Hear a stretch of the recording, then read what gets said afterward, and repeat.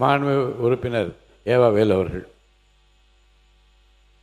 மாண்புமிகு பேரவைத் தலைவர்களே, இது போன்ற தனி தீர்மானம் வருகிற பொழுது நம்ம நிகழ்ச்சி நேரில் அது இடம்பெற்றிருப்பு தான் இது வரைக்கும் வாடிக்கை. அப்படி இருந்திருந்தால் விரிவாக பேசுவதற்கு அனைவருக்கும் ஒரு வாய்ப்பு உண்டு.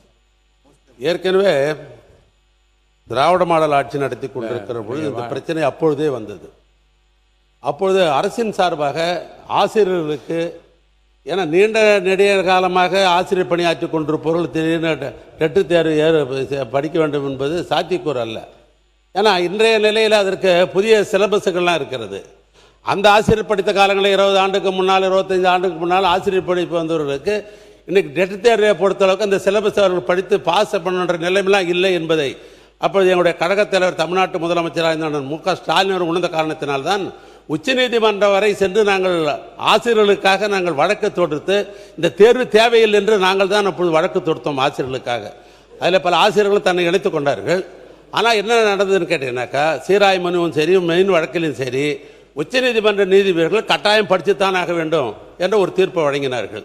ஆனால் நாங்கள் அப்பொழுது சொன்னோம், மீண்டும் தேர்தலுக்கு பின்னால் இதே சட்டமன்றத்தில் தீர்மானம் போடுவதோடு மட்டுமல்ல, ஒன்றிய அரசாங்கத்தில் எங்களுடைய நாடாளுமன்ற உறுப்பினர்களை வைத்துக்கொண்டு புதியதாக ஒரு சட்டத்தை ஏற்றணும். இப்போ இருக்கிற சூழ்நிலை என்னன்னா, புதிய சட்டத்தை ஏற்றினா தான் இதை தடுத்து நிறுத்த முடியும்.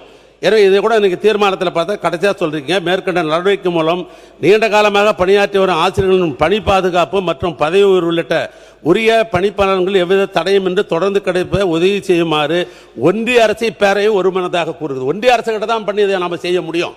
ஆக இப்படி ஒன்றிய அரசாங்கத்தில் இந்த அரசு வலியுறுத்தி புதிய சட்டங்களை நிறைவேற்றுகிற பொழுது ஆசிரியர்களுக்காக திராவிட முன்னேற்ற கழகத்தின் சார்பாக இருக்கிற நாடாளுமன்ற உறுப்பினர் அந்த சட்டம் இயற்றுவதற்கு உறுதுணையாக இருப்பார் என்பதை மட்டும் இந்த தெரிவித்துக் கொண்டு, இந்த ஆசிரியர் பணியை பொறுத்தளவுக்கு நாங்கள் முழுமையாக திராவிட முன்னேற்ற கழகத்தின் சார்பாக புதிய சட்டங்கள் வருவதற்கும் அவளுக்கு சலுகை பெற்றுத் தருவதற்கும் முழுமையாக நாங்கள் ஒத்துழைப்போம்.